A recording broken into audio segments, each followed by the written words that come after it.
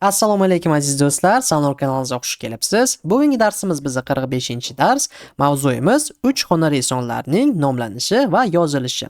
11-betni ochsangiz, u yerda bizda 9 va 10 vazifalarimiz bor. Biz bularni birgalikda bajarib ko'ramiz. Qani ketdik. 9-vazifamizni o'qiymiz. Yozing. 3 xonali sonlar ko'rinishda. Demak, bizda A si turibdi.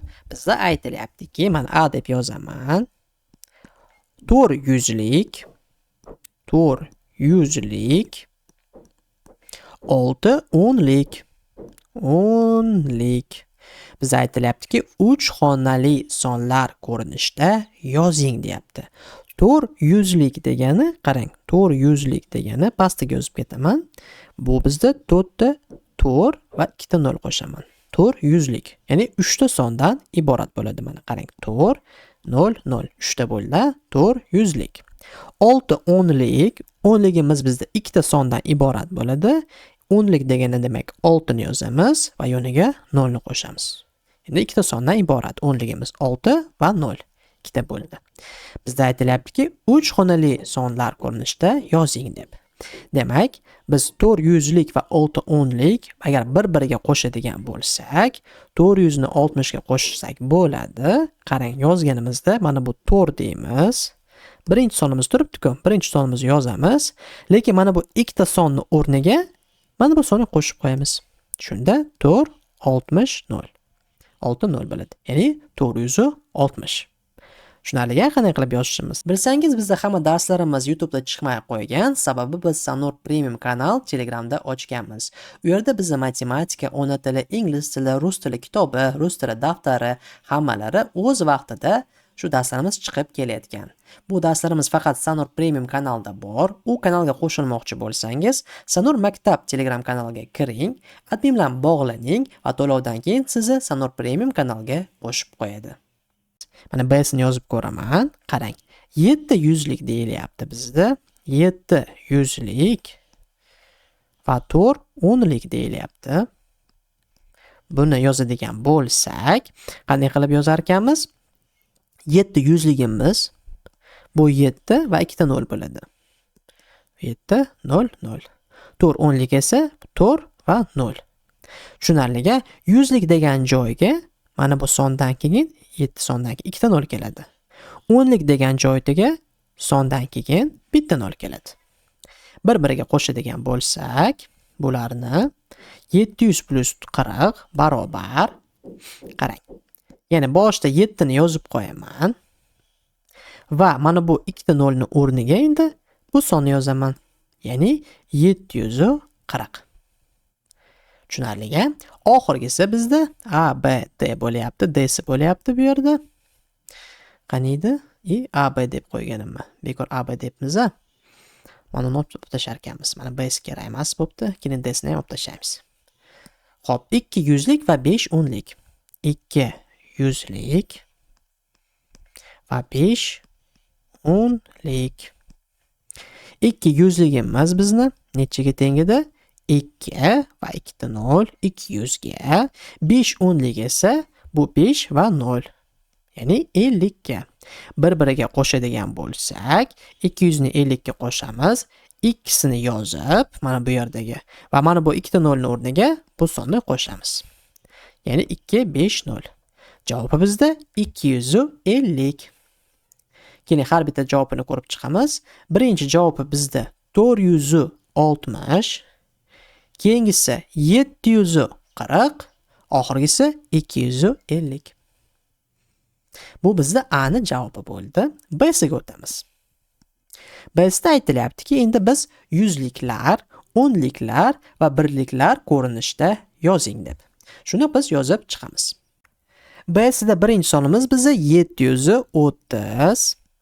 Qarang, endi biz tevasiga o'xshab qilib yozishimiz kerak bo'ladi. Mana biz sizlar bilan bu holatga kelgandik. Endi bizdan so'rashyaptiki, mana bu holatga yetib keling deyishyapti.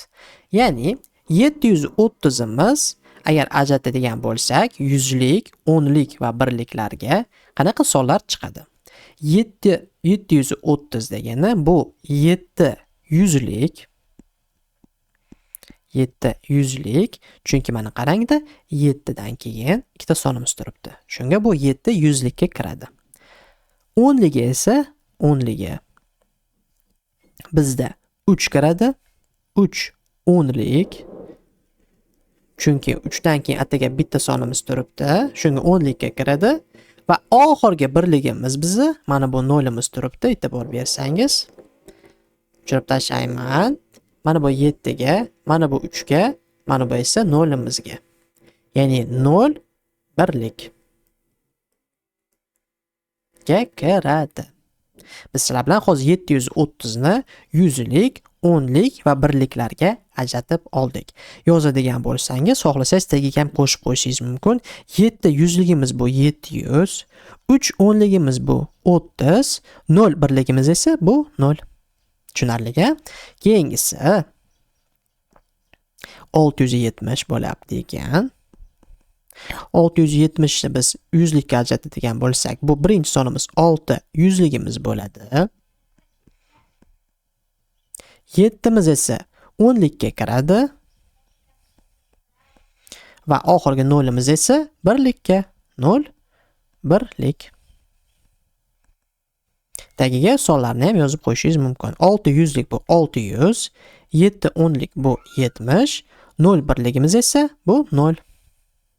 Oxirgisi qoldi 810 ekan. Keyin buni ham bundoq qolamiz. 810 deb qo'yamiz. Yuzlik, birlik, o'nlik va birlikka ajratamiz.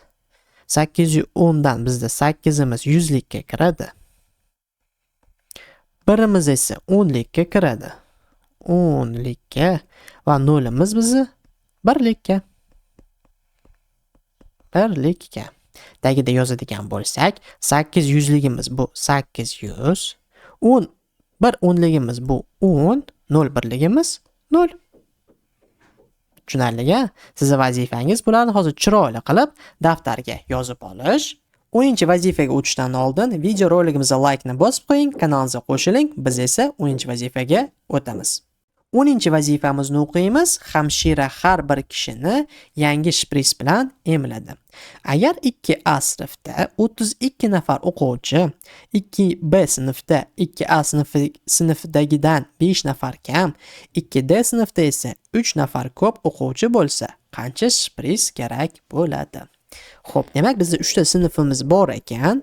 Bular 2A sinfi. Ularning soni 32 nafar. 2B sinfda esa bizda noma'lum, lekin bilar ekanmiz, 5 nafar odamga, o'quvchiga kamroq ekan 2A sinfdan. 2D sinfda esa bizda noma'lum, lekin 3 nafar o'quvchiga bu safar ko'proq ekan 2A sinfdan ko'ra. Jami nechta shpris kerak bo'ladi deb so'ralyapti. Birinchi o'rinda biz sizlar bilan 2B da nechta bola o'qishini aniqlashimiz kerak. Buning uchun birinchi deymiz, 5 nafar kam bo'lsa, 32 nafardan -5 qilamiz. Hisoblaymiz. 2 - 5 qilib bo'lmaydi. Shunga 3 dan qarz olib turamiz. 3imiz bizni 2imizga 10 ni qo'shadi. Shunda 2 12 bo'ladi. 12 - 5imiz bizda 7. 3imiz qarz berganligi uchun bizda o'zi 2 bo'lib qoldi. Shunga tevadan 2 tushib keladi. Ya'ni 27 nafar o'quvchi bizda 2A sinfda, 2B sinfda o'qir ekan. 2B sinfda. Bilsangiz bizda hamma darslarimiz YouTube'da chiqmay qo'ygan, sababi biz Sanur Premium kanal Telegramda ochganmiz. U yerda bizda matematika, ona tili, ingliz tili, rus tili kitobi, rus tili daftari hammalari o'z vaqtida shu darslarimiz chiqib kelayotgan. Bu darslarimiz faqat Sanur Premium kanalda bor. U kanalga qo'shilmoqchi bo'lsangiz, Sanur Maktab Telegram kanaliga kiring, admin bilan bog'laning va to'lovdan keyin sizni Sanur Premium kanalga qo'shib qo'yadi. Ikkinchisi, 2D sinfda esa 3 nafarga ko'proq 2A dan degani biz 32 mizni qo'shar ekanmiz 3 ga. Hisoblaymiz. 2 + 3 imiz 5 va tevadan 3 imiz tushsa 35 bo'ladi.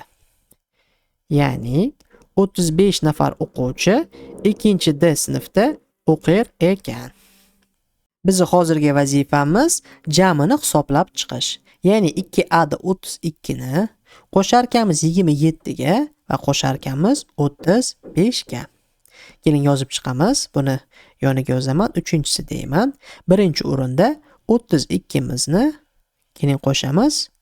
30 deyishim 27 ga. Shunda biz sizlar bilan ikkita sinfni jamini topamiz. 2 plus 7 miz bizda 9, 3 plus 2 miz esa 5. Ya'ni 59 nafar bo'lyapti ikkita sinfda va endi biz 59 imizni qo'sharkanmiz oxirisiga, ya'ni 35 nafarga. Plus 35 deymiz. Va hisoblaymiz. 9 plus 5 imiz bizda 14 ni beradi. To'g'rini yozib, birini eslab qolamiz. 5 plus 3 imiz esa 8. Tagidagi birni qo'shsak 9 bo'ladi. Ya'ni bizni hamshiramiz 99 nafar 99 ta shpris olib kelishi kerak. Javob deymiz. 94 ta shpris kerak bo'lar ekan. Daftaringizga bularni chiroyli qilib yozib oling. Shu bilan bugungi uy vazifamiz tugaydi. Video roligimiz yoqgan bo'lsa sizdan bitta like, kanalimizga qo'shiling. Keyingi darslarimizda ko'rishguncha xayr.